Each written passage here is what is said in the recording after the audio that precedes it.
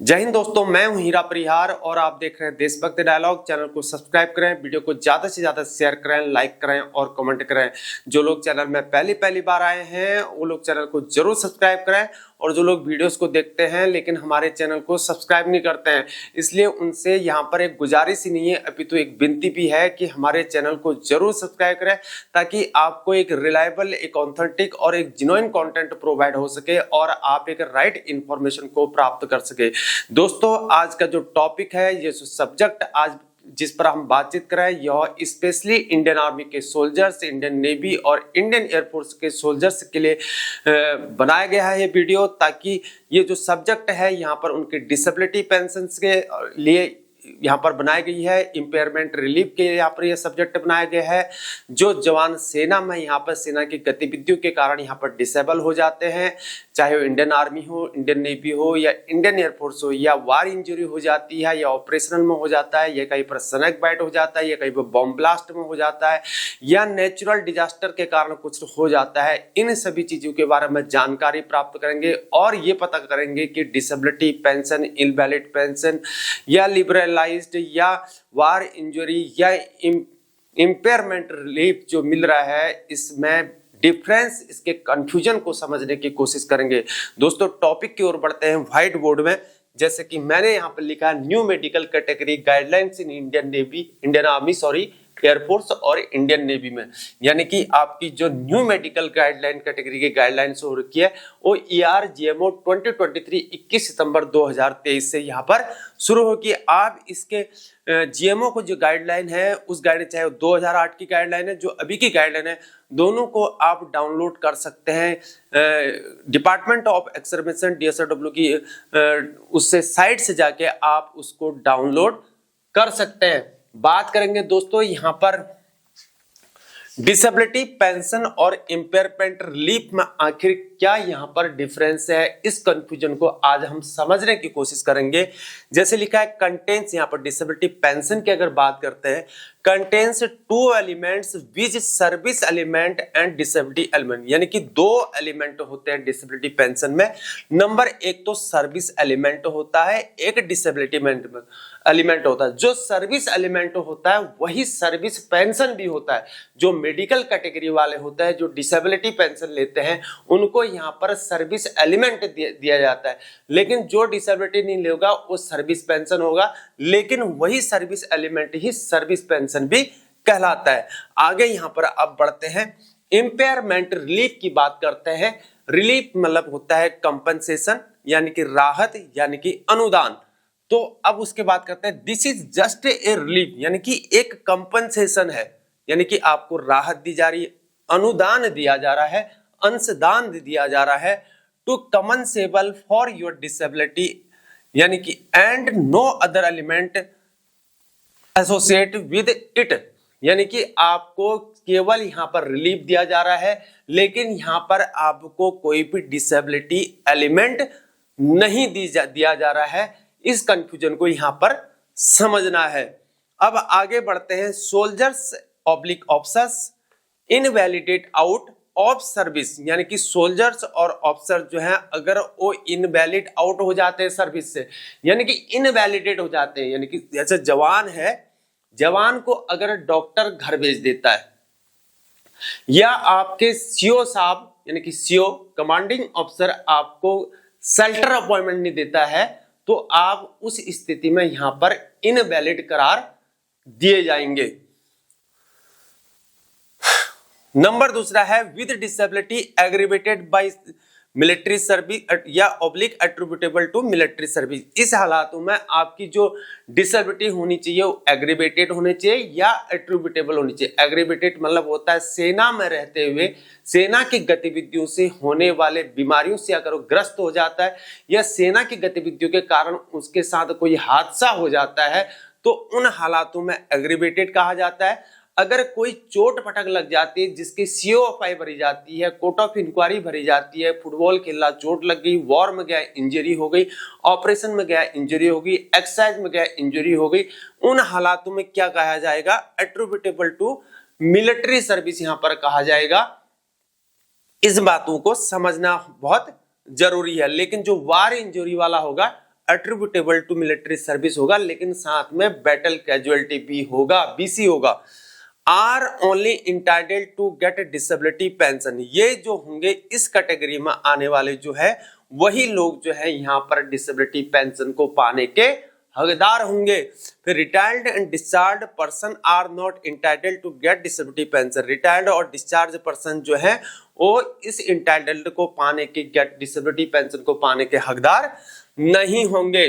फिर लिखा है इम्पेयरमेंट रिलीफ की अगर बात करते हैं तो लिखा soldiers oblique officers retired oblique discharge on completion of coloured service, यानी कि सोल्जर्स यानी कि जवान और ऑफिसर रिटायर्ड या डिस्चार्ज जो भी है, रिटायर होते हैं डिस्चार्ज होते हैं अपनी सर्विस, सोल्जर्स और ऑफिसर जब रिटायर्ड होते हैं, जब डिस्चार्ज होते हैं, जब अपनी सर्विस अपनी सेवा को जब कंप्लीट कर देते हैं, यानी कि कंप्लीशन ऑफ सर्विस है या कलर्ड हम सर्विस कह सकते हैं, कलर सर्विस। अगर इन्फेंट्री बटालियन के अंदर एक सोल्जर है तो उसकी कलर सर्विस 17 साल है, तो वैसी कोर के अंदर जो है अलग सिस्टम है और सबकी जगह अलग अलग है। And on premature retirement, premature मतलब वॉलेंट्री रिटायरमेंट कह सकते हैं या डिस्चार्ज ऑन रिक्वेस्ट कह सकते हैं।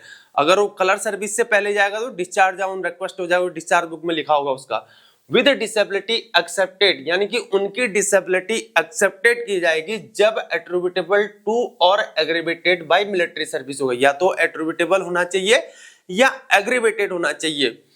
With minimum 20% disability are entitled to get impairment relief, लेकिन यहां पर शर्त यह है कि आपको जब आपकी आरएमबी होगी, जब आप मेडिकल डॉक्यूमेंट बनाएंगे, आरएमबी ने आपको रिलीज मेडिकल बोर्ड के मेंबर्स ने आपको यहां पर असेस्ड किया होना चाहिए। कितना डिसेबिलिटी? 20% डिसेबिलिटी आपको यहां पर असेस्ड किया होना चाहिए।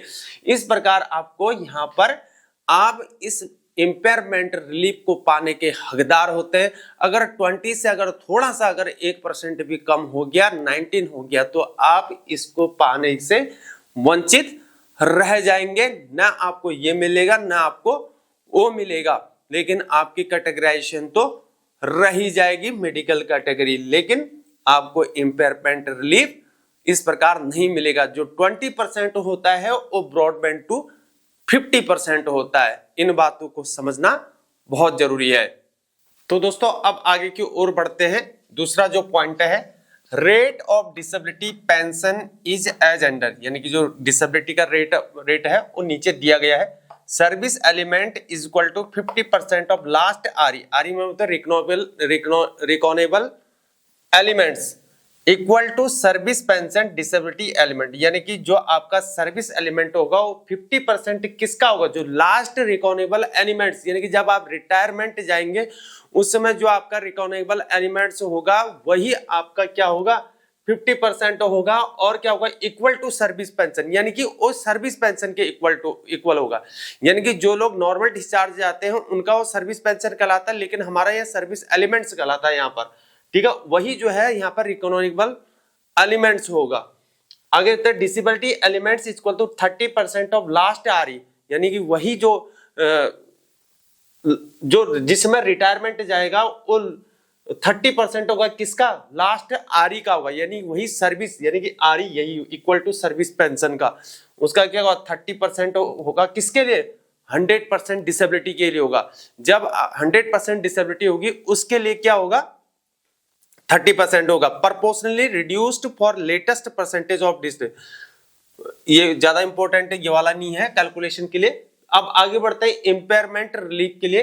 Rate of impairment relief is same, impairment का जो रेट होगा वो सेम होगा एज डिसेबिलिटी एलिमेंट।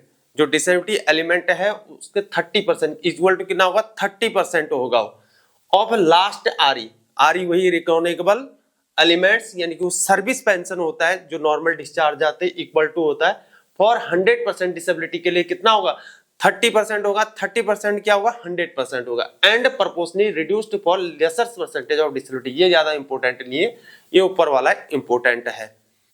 दोस्तों अब आगे की ओर बढ़ते हैं। जैसे कि मैंने ये व्हाइट बोर्ड में लिखा है यहाँ पर, disability pension. Disability pension is a kind of pension as it is self explanatory is nomenclature, यानी कि जो आपको ये डिसेबिलिटी का जो नॉमेनक्लेचर है उसमें DR equal to DA, DR मतलब होता है डीएनएस रिलीफ, डीए मतलब होता है डीएनएस अलाउंस, यानी कि डीए कहो या डीआर कहो बात एक ही है। जब डीए बढ़ेगा तब डीआर भी बढ़ेगा, डीआर बढ़ेगा तो डीए भी बढ़ेगा। डीआर रिटायरमेंट पर्सन को मिलता है, सेवानिवृत्त कर्मचारियों को, जो सर्विस में होते हैं उनको डीए मिलता है।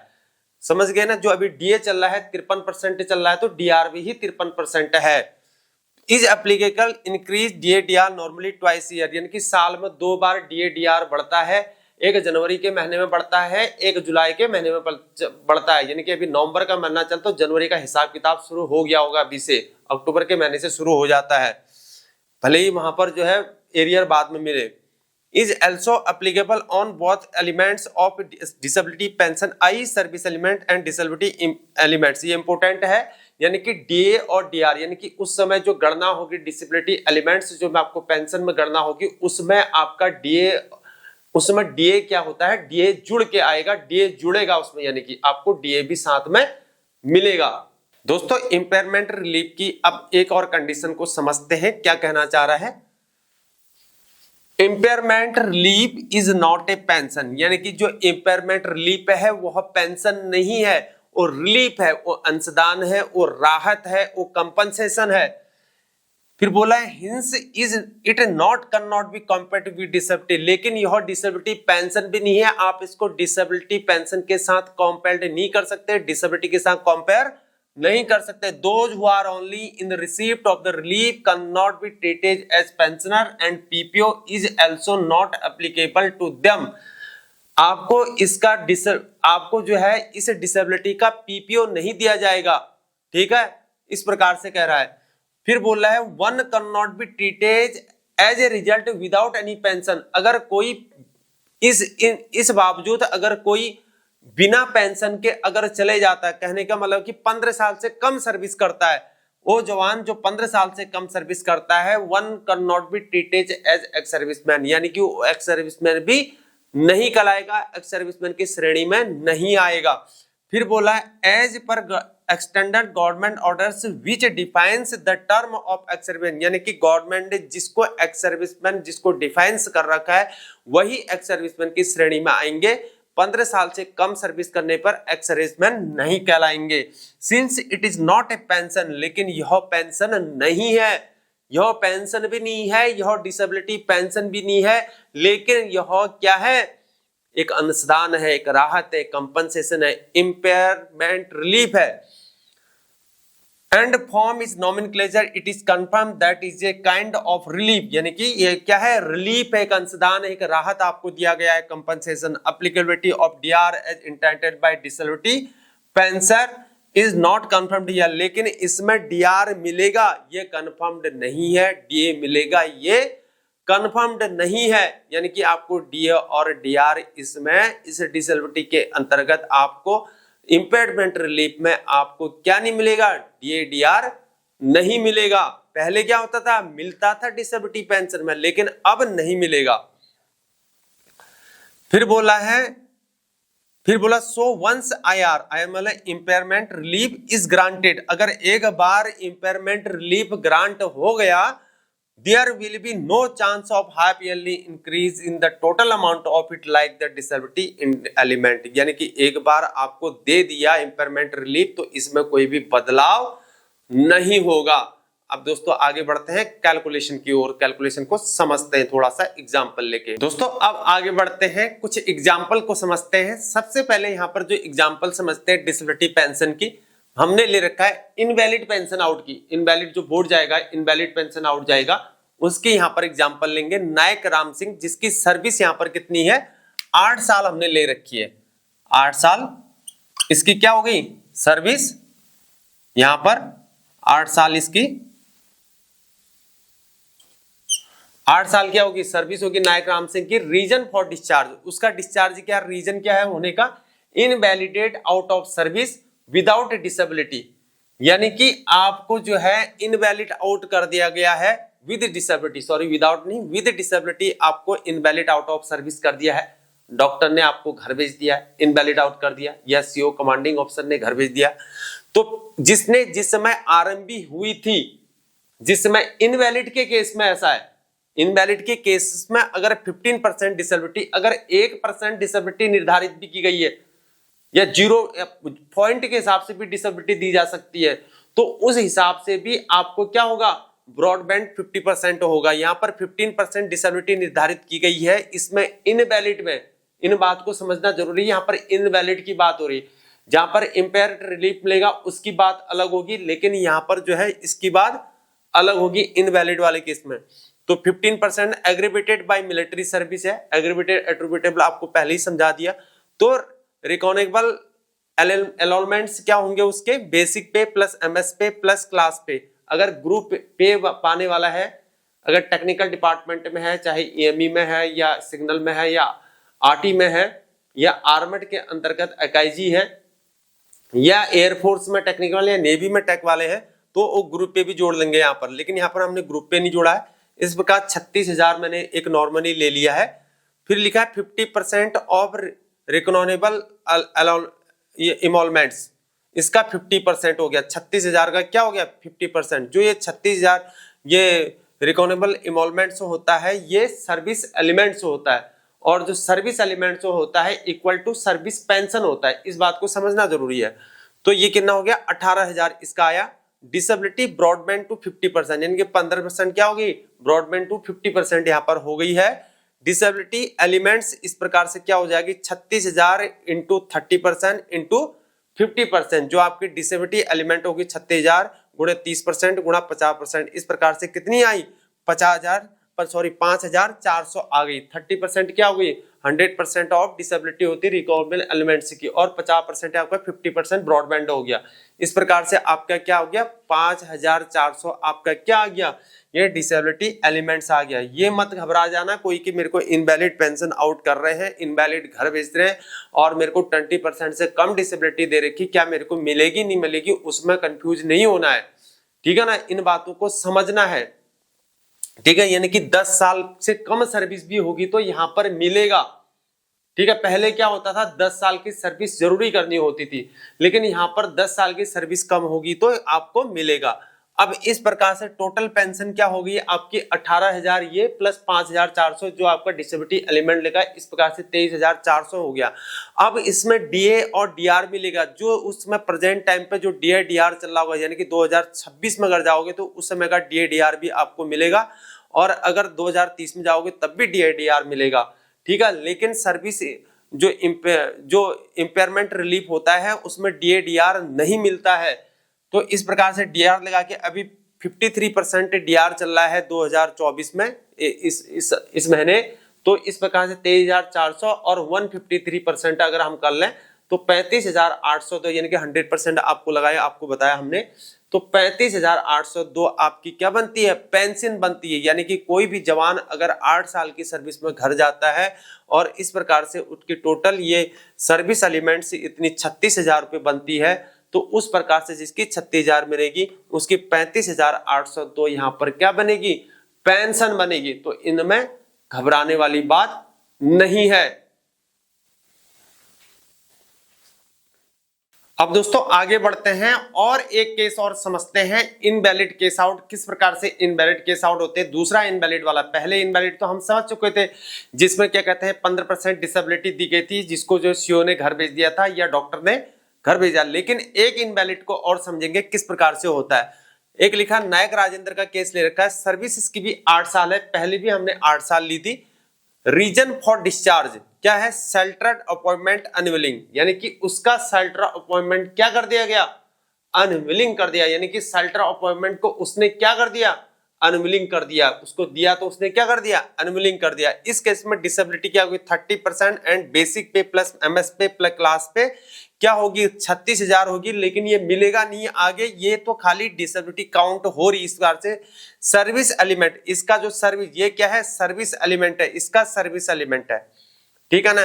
वो क्या होगी नील डिसेबिलिटी एलिमेंट, यानी कि ना सर्विस एलिमेंट मिलेगा न डिसेबिलिटी एलिमेंट, यानी कि सर्विस एलिमेंट किसके बराबर हो गया, नील डिसेबिलिटी एलिमेंट के बराबर हो गया। He is a disability broadband to 50%। Disability broadband to 50% कब होगा, कब होगा डिसेबिलिटी ब्रॉडबैंड टू 50%, जब 20% से ज्यादा होगा। इस वाले केसेस में अगर 20% से अगर डिसेबिलिटी ज्यादा हो जाती है, अगर 20% से कम होगी तो आपको यहाँ पर नील बटा नील सन्नाटा होगा यहाँ पर इस केसेस में, ये वाले केसेस में। ठीक है ना, आप समझ गए, इस बात को समझना है आपने। और less than 20% disability, no disability, यानी कि कोई डिसेबिलिटी नहीं है इसमें। फिर बोल रहा है compensation for other than invalid cases, यानी कि और अदर केसेस, इनवैलिड केसेस में क्या होगा, आपको कंपनसेशन दिया जाएगा, रिलीफ दिया जाएगा। इस केस में in case more than 20% disability, यानी कि आरएमपी में असेस्ट किया गया 20% से ज्यादा डिसेबिलिटी दी गई, तो in this case he will receive the relief impairment. इस केसेस में इम्पेयरमेंट रिलीफ पाएगा लेकिन डिसेबिलिटी पेंशन नहीं पाएगा। 36,000 उसका क्या था, रिकॉनेबल इमोलमेंट से था, यानी कि सर्विस एलिमेंट से था, 30% हो गया इंटू 50%। इस प्रकार से उसकी क्या आएगी, 5,400 पर मंथ आएगी ओनली लाइफ। ये पूरे मतलब पूरी जिंदगी भर उसको 5,400 मिलेगा, लेकिन इसमें कोई भी डीए डीआर नहीं लगेगा जब तक कि सरकार इसमें बदलाव न करे। इस प्रकार से यहाँ पर डीए और डीआर आपको नहीं मिलेगा, केवल और केवल 5,400 रुपए पर मंथ मिलेंगे, जब 36,000 आपका क्या बन रहा होगा, सर्विस एलिमेंट्स बन रहा होगा, यानी कि रिकॉनेबल एमोलमेंट्स बन रहा होगा, वही सर्विस एलिमेंट्स होता है। इस प्रकार से बन रहा होगा। तो जब 20% से ज्यादा 20% डिसेबिलिटी डॉक्टर ने निर्धारित करी, तो तब आपका इतना बनता जब 36,000 हो। नहीं तो आपको अगर आपने एनुअलिंग कर दिया तो no disability, no service element equal to nil disability pension हो जाएगी, आपको कुछ भी नहीं मिलेगा। इन बातों को आपने ध्यान रखना है, कंफ्यूज नहीं होना है। तो दोस्तों अब इस प्रकार और कुछ एग्जाम्पल को और समझते हैं, यानी कि जो मेडिकल कैटेगराइजेशन की जो पेंशन की जो डिसेबिलिटी पेंशन इम्पेयरमेंट रिलीफ की जो है उसको और एग्जाम्पल कुछ से। दूसरा एक एग्जाम्पल और ले रखा है इस प्रकार, हवलदार जगत सिंह मैंने नाम ले रखा, जिसने सर्विस करी 15 ईयर्स, यानी कि 15 साल सर्विस करी, लेकिन उसका रीजन फॉर डिस्चार्ज क्या हुआ, इनवैलिड आउट ऑफ सर्विस, यानी कि उसको इनवैलिड करार दे दिया गया, यानी कि उसको डॉक्टर ने घर भेज दिया या उसके सीओ ने उसको घर भेज दिया। यानी कि अगर उसको सल्टर अपॉइंटमेंट दिया और उसने यहाँ पर विलिंग किया और सीओ ने उसके अनविलिंग कर दिया, तो इस कॉलम में इन हालातों में, इस सिचुएशन में इनवैलिड कहा जाएगा। तो डिसेबिलिटी उसकी थी 15%, यानी कि अब इसमें कंफ्यूज नहीं होना है, अगर आपको 20% दिया गया तो आपको मिलेगा नहीं मिलेगा। इस वाली कैटेगरी में अगर आपको 15% डिसेबिलिटी मिलता है या नीचे की अगर आपको मिलती है, तो आप उसमें डिसेबिलिटी के दायरे में आते हैं, एग्रीवेटेड बाय मिलिट्री सर्विस होता है। अगर एग्रीवेटेड बाय मिलिट्री सर्विस है और उसके बाद बेसिक पे, आरई मतलब वही रिकॉनेबल एमोलमेंट्स जो होता है, बेसिक पे प्लस एमएस पे प्लस क्लास पे, तो उसका टोटल मिला के यहाँ पर 42,000 आया है। सर्विस एलिमेंट और disability pension, service element oblique disability pension, service element जो होता है वो सर्विस पेंशन होता है, और जो डिसेबिलिटी पेंशन है नीचे बता रहा है is equal to 50% of his RE, यानी कि ये इमोलमेंट्स 42,000 जो टोटल आ रखा है, ये आरई 42,000 का 50% निकालेंगे तो कितना आ जाएगा, 21,000 यहाँ पर आएगा। अब डिसेबिलिटी ब्रॉडबैंड क्या होगी, 50% होगी, जो ब्रॉडबैंड यहाँ पर जो डिसेबिलिटी दे रखी है वो ब्रॉडबैंड टू 50% यहाँ पर कॉल होगी। अब आगे देते हैं डिसेबिलिटी एलिमेंट्स, यहाँ पर डिसेबिलिटी एलिमेंट यानी कि 15% से ऊपर होगा तो 100% में 30% होगा तो 100% होगा। डिसेबिलिटी एलिमेंट्स 42,000 इंटू 30% इंटू 50%, तो ये कैलकुलेशन करके 30% हो गया 100% और 50% उसका ब्रॉडबैंड टू 50% हो गया, 6,300 आया। अब टोटल पेंशन उसकी कितनी हो जाएगी, ये वाली 21,000 जो सर्विस आपकी जो सर्विस एलिमेंट निकलेगी, जो डिसेबिलिटी पेंशन सर्विस एलिमेंट से निकलेगी वो 21,000 निकली है, और टोटल पेंशन इस बार से 21,000 धन 6,300 जो डिसेबिलिटी एलिमेंट से निकला। यानी कि यहाँ पर दो चीज निकलेंगे, एक सर्विस एलिमेंट डिसेबिलिटी पेंशन निकलेगा और एक निकलेगा डिसेबिलिटी एलिमेंट से निकलेगा, तो टोटल जोड़ के 27,300। और इस वाली सिचुएशन में यहाँ पर डीआर भी मिलेगा, यानी कि सरकार डीए बढ़ाती है तो डीए भी मिलेगा, जो रिटायर हो जाते हैं उनको डीआर मिलता है। अभी 53% चल रहा है इस वाले महीने में, तो टोटल अमाउंट 27,300 गुणा 153% इस प्रकार से हो गया, यानी कि 41,769 रुपए उसकी क्या होगी, टोटल यहाँ पर पेंशन होगी, जिसमें डीए डीआर भी मिलेगा। दोस्तों अब और एक एग्जांपल को समझते हैं, यहाँ पर इंपेयरमेंट रिलीफ का समझते हैं। हवलदार मनोज लीरका जिन्होंने सर्विस क्या कर रखी है, 15 साल सर्विस कर दी है। कंप्लीशन ऑफ सर्विस क्या है, 15 साल है। और रीजन फॉर डिस्चार्ज किसका क्या है, due to unwilling to accept shelter appointment with disability aggravated 30%। यानी कि उसको क्या कहते हैं, सेल्टर अपॉइंटमेंट सीओ ने दिया कमांडिंग ऑफिसर के, उसको सेल्टर अपॉइंटमेंट दिया गया, लेकिन उसने उसको साइन करके क्या कर दिया, अनविलिंग कर दिया। अगर वो विलिंग करता और सीओ उसको अनविलिंग करता तो उस वाले केसेस में वो इनवैलिड करार दिया जाता, लेकिन उसने अनविलिंग कर दिया खुद इंडिविजुअल ने, तो अब वो क्या हो जाएगा, इस केसेस में वो इंपेयरमेंट रिलीफ हो जाएगा। तो एग्रीवेटेड बाय 30% है यहाँ पर। तो अब उसके रिकॉर्डेबल इमोलमेंट्स जो है उसका बेसिक पे प्लस एमएस पे प्लस क्लास पे, तो इस हिसाब से उसका कितना आया, 42,000। ठीक है ना, जोड़ के 42,000 आया। आप अपनी पेमेंट को इस प्रकार से जोड़ सकते हैं। और जो एक्स ग्रुप वाले होंगे वो यहाँ पर ग्रुप पे भी जोड़ेंगे। जो टेक्निकल डिपार्टमेंट सिग्नल में जो AICTE से अप्रूव्ड डिप्लोमा होता है उनको ग्रुप एक्स पे मिलता है। एयरफोर्स वालों को, नेवी वालों को, जो RT वाले हो गए, टेलीकम्युनिकेशन, व्हीकल मैक, ये सारे इसमें इंक्लूड होंगे ग्रुप पे में। अब सर्विस पेंशन क्या हो जाएगी, 50% ऑफ RE, यानी कि RE क्या होगा आपका, सर्विस पेंशन ही होता है। लेकिन जब डिसेबिलिटी मिलती है तो वो क्या हो जाता है, सर्विस एलिमेंट्स हो जाता है। लेकिन इस वाले केसेस में सर्विस एलिमेंट्स नहीं मिलता है, सर्विस एलिमेंट्स को ही सर्विस पेंशन कहा जाता है। यानी कि अगर डिसेबिलिटी मिल रही होती तो सर्विस एलिमेंट्स होता, लेकिन वहां पर क्या होता है, जब डिसेबिलिटी मिलती है उसका सर्विस एलिमेंट्स भी बनता है और डिसेबिलिटी एलिमेंट्स भी बनता है। लेकिन अब इंपेयरमेंट रिलीफ में खाली आपका ये सर्विस एलिमेंट्स, लेकिन डिसेबिलिटी एलिमेंट्स नहीं बनेगा, और जो सर्विस एलिमेंट्स होगा वही सर्विस पेंशन होगा। ठीक है, 50% ऑफ RE, यानी कि ये सर्विस पेंशन का, और 42,000 इंटू 50/100, इस प्रकार से 21,000 रुपए कैलकुलेट करके आया। और जो डिसेबिलिटी है वो ब्रॉडबैंड टू 50% है। डिसेबिलिटी आपकी क्या है, ब्रॉडबैंड टू 50% है ये, और आपकी निर्धारित होनी चाहिए 20% से अब होनी चाहिए। ठीक है, इसमें कंफ्यूज नहीं होना है। जो इनवैलिड है और 20% से नीचे होगा तो मान्य होगा। ठीक है, 1% भी इनवैलिड में आपको डिसेबिलिटी दी जाती है। इंपेयरमेंट रिलीफ आप कितना हो गया, 42,000 इंटू 30% इंटू 50%, ये फॉर्मूला है। 50% ब्रॉडबैंड टू 50%, 30% 100% ऑफ डिसेबिलिटी जो उसमें आता है आपकी जो निर्धारित की है, 6,300 हो गया। और DR इस वाले केसेस में आपको DR नहीं मिलता है, यानी कि जो DADR बड़ा होता है, जैसे कि 53% चल रहा है DADR, लेकिन वो नहीं मिलेगा इसमें।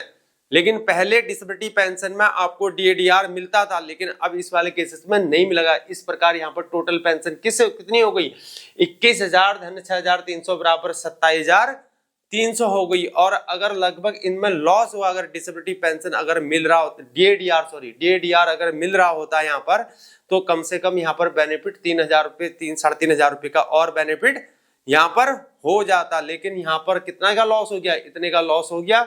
इस प्रकार से आपकी टोटल पेंशन कितनी होगी, 27,300 होगी। इस प्रकार जब भी कोई आप कार्य करते हैं तो उसको सोच समझ के करना है, ऐसे ही हवाबाजी में नहीं करना है। कोई रूलिंग का पता हो तो अपना जो वहां पर क्लर्क होता है उससे पूछ लेने की जरूरत है।